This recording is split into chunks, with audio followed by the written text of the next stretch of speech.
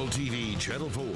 This is an Eye on the Saints playoff special with live post-game coverage from Eyewitness Sports.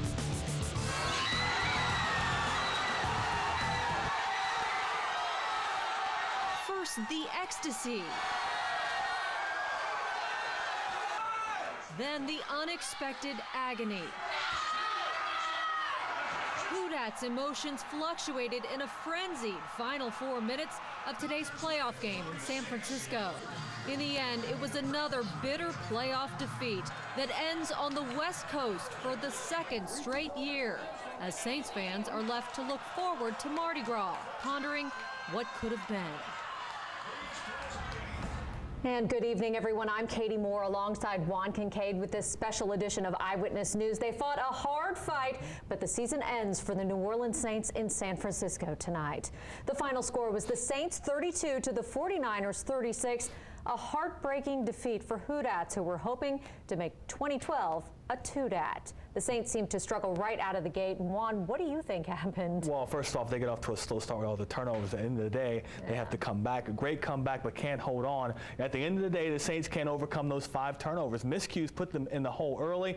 Busted coverage sealed their fate late against San Fran, as the Saints can't hold that lead. Take you back to Candlestick Park for the highlights of this game, and it was a slow start for the Saints. On ball led to a field goal, and they led 17-0 going into the second quarter.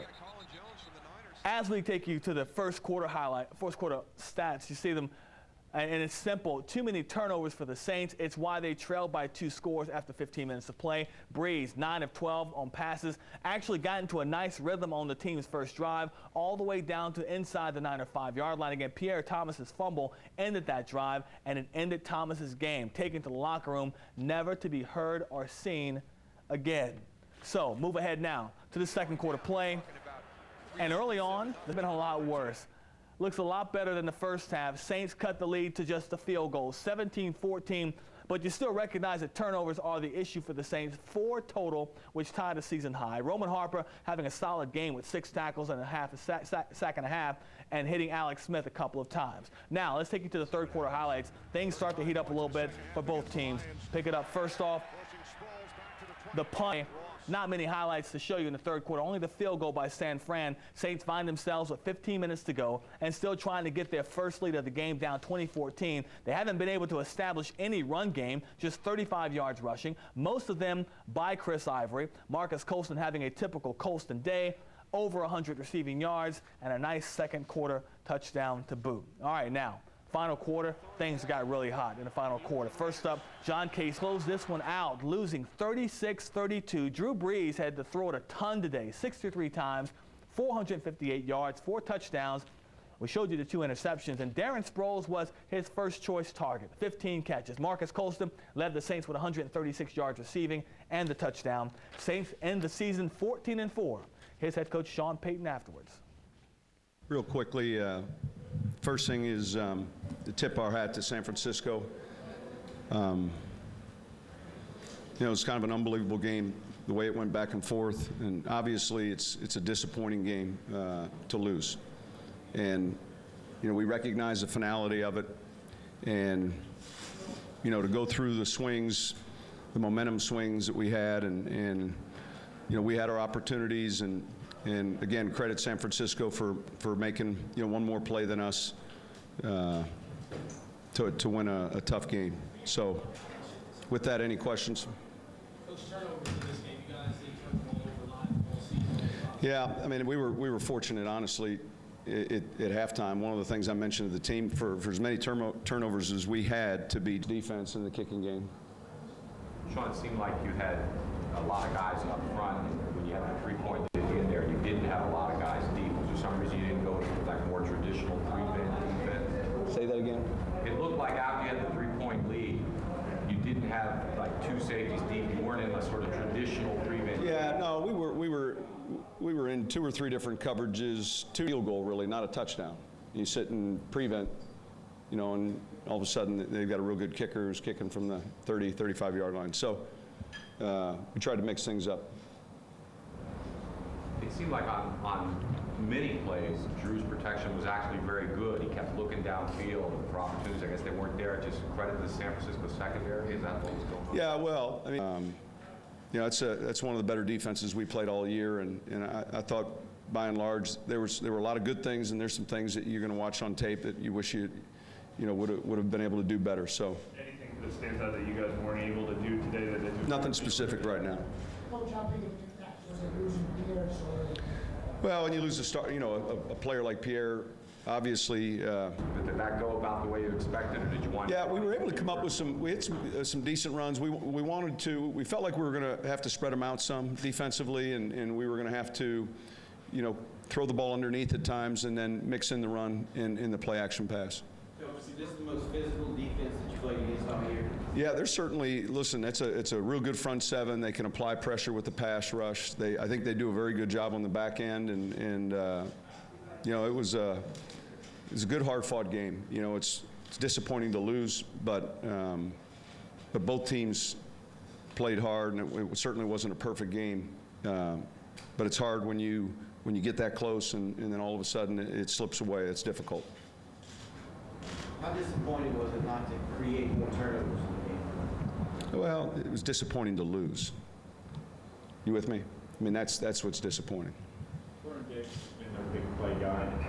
Is there anything you would have done differently on those last two drives? Well, no. I mean, he made some big plays in the end there, and just like Jimmy Graham did, and so it's easy to hindsight and go back and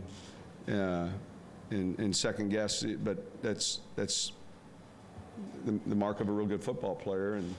And I told our team they ended up making one more play than we did tonight, and I was proud of how we fought. I thought our guys hung in there despite some of the early adversity with the turnovers. I thought defensively we made a lot of key stops for a good portion of that game. Offensively, we battled back. I thought there were some good things. It's difficult when you lose a divisional game like this, and certainly a guy like Vernon Davis is a heck of a player. Such a roller coaster game for the Saints. The pitfalls that come from making so many mistakes mentally, nearly an afterthought thanks to an amazing comeback that couldn't stick. With more from Candlestick, here's Jim Henderson.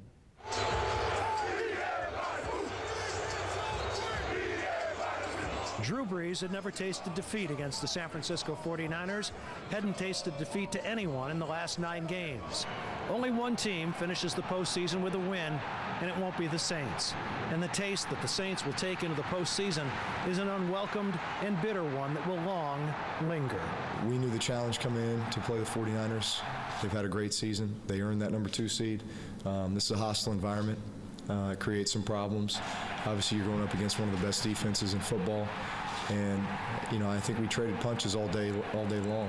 We mounted a great comeback in the end, but unfortunately, it wasn't enough. With a pair of touchdowns in the final 4 minutes to Sproles and Graham, it looked like it would be. The Saints took their first lead of the game on Sproles' touchdown and then had to take it again on Graham's. You're putting the ball into your playmakers' hands, and they've done that all season. Sproles has done that all season. Jimmy Graham's done that all season. But the Niners have a tight end of their own in Vernon Davis, who had opened the scoring with a 49-yard touchdown and closed the scoring with a 47-yard reception to the Saint 45, and then from the 14, a touchdown that won it. A hobbled Roman Harper and company couldn't prevent the Niners throwing the last punch, and it connected. Afterward, a disconsolate Scott Shanley summarized his and his defense's feelings. We work so well as a team, and that's the hard part of going home. I mean, I felt like this team, we were as good a team as we've had since I've been here, and we had a chance to do something. It's just, on this day, San Francisco made one more play than we did. The finality, it just hits you all of a sudden, doesn't it?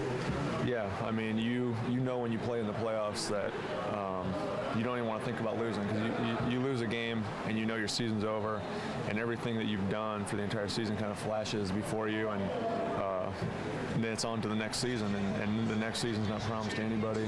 San Francisco defensive coordinator Vic Fangio had said before this game that he expected an all-day sucker, and it truly was that.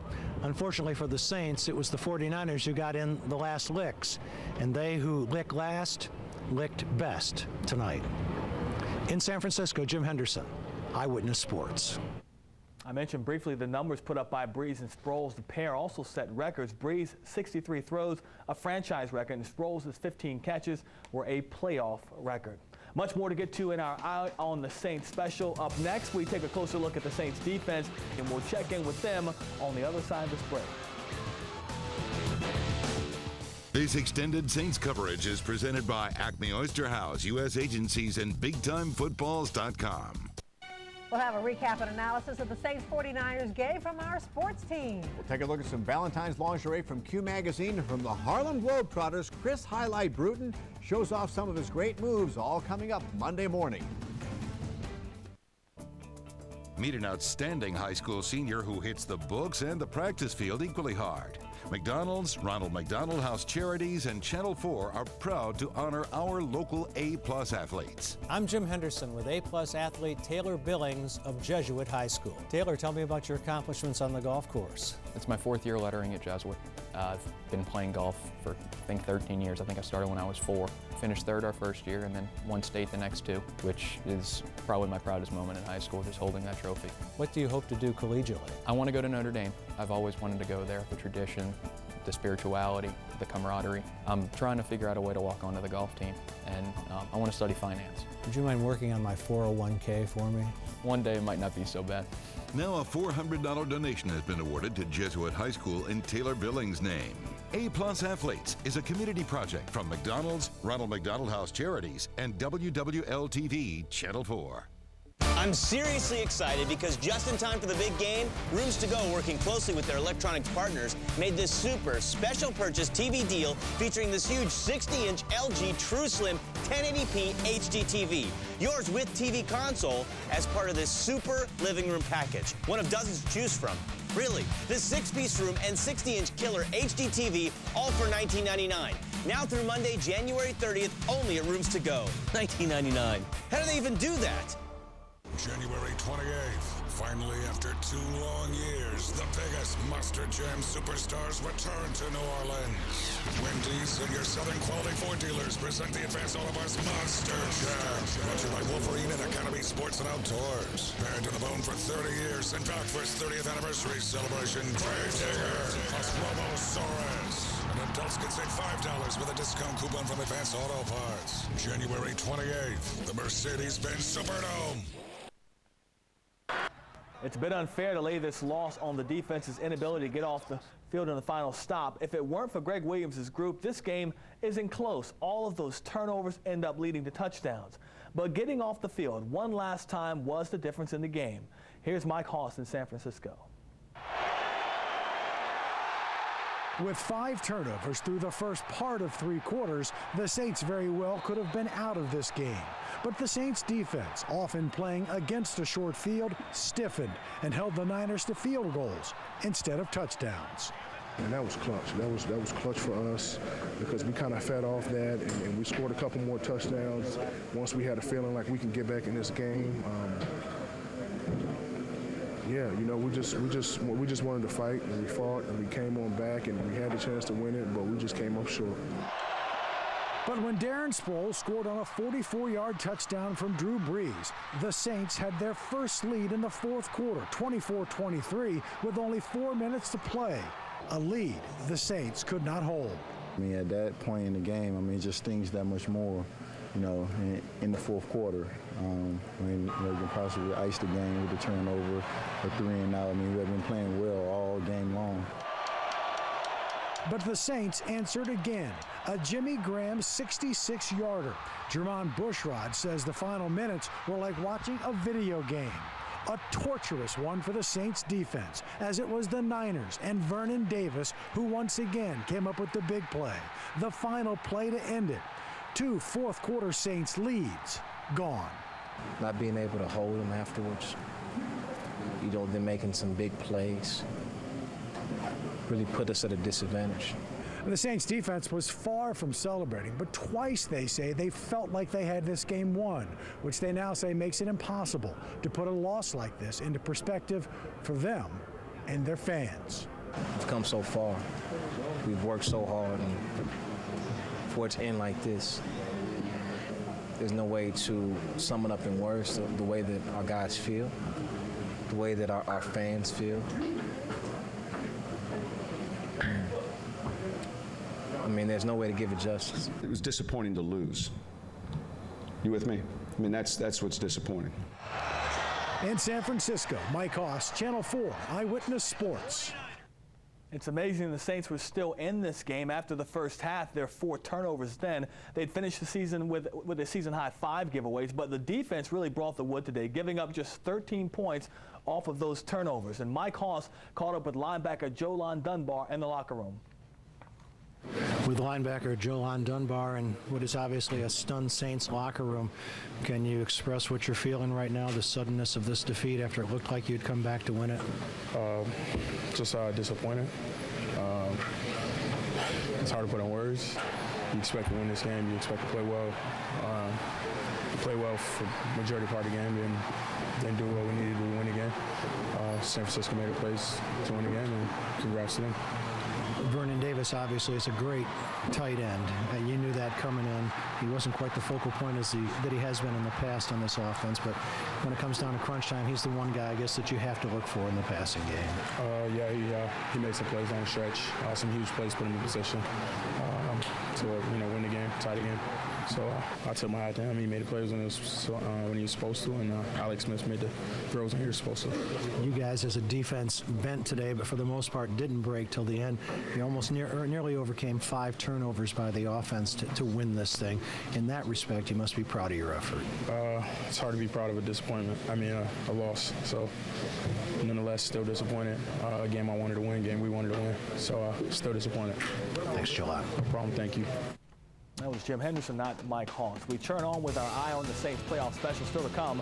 What went wrong for the Saints from Jim and Bradley Hanwerger? We'll hear from those two guys coming up. Also ahead, more on the emotional roller coaster for the Saints fans as they watch the game here in New Orleans.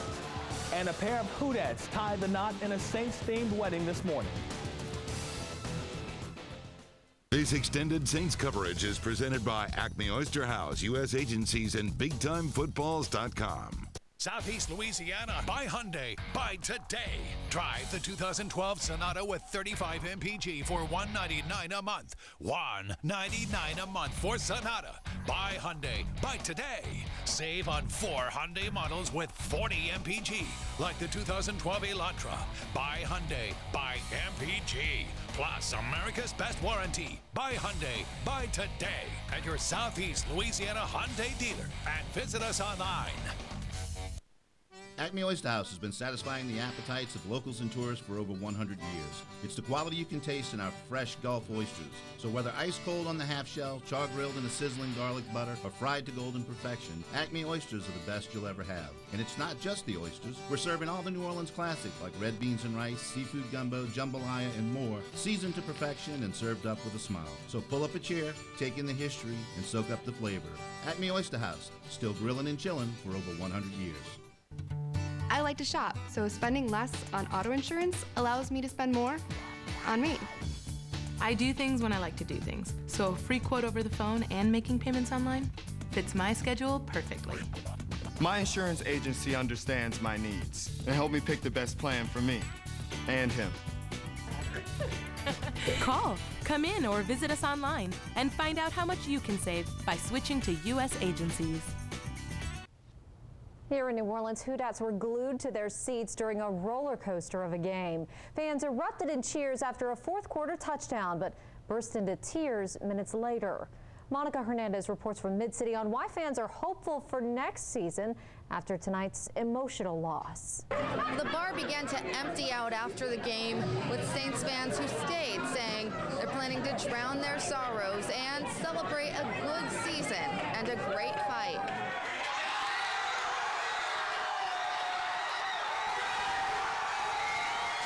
With less than 2 minutes left on the clock, the cheers were deafening. The Saints had just scored a touchdown, putting them in the lead. My heart is beating, but I have faith. I believe, who dat? But as the clock ticked away, the 49ers scored a last-minute touchdown, and the Saints never recovered. We thought we won like 2 minutes, like a minute ago. We thought we had it. Everybody was celebrating here, and then where did that touchdown come from? Oh my God, I don't know. We're all disappointed. It's very, very disappointing. I just can't get over it. You know, I thought we had the game won, and last second they made a touchdown. It's unbelievable. I'm very sad, though. It was a close, nerve-wracking game that had fans either on the edge of their seats or cheering on top of them. If there was a battle, if I've ever seen one, that was a battle this year. There may have been tears and disappointment, but after getting so close to victory, Houdats have a message for San Francisco. Niners, we'll see you next year. Many fans say they're now looking ahead to next season when the Super Bowl is in New Orleans, and they hope the Saints will go all the way then. I'm Monica Hernandez, Channel 4 Eyewitness News. At least it was a beautiful day out there for any plans that people had to cheer the Saints on.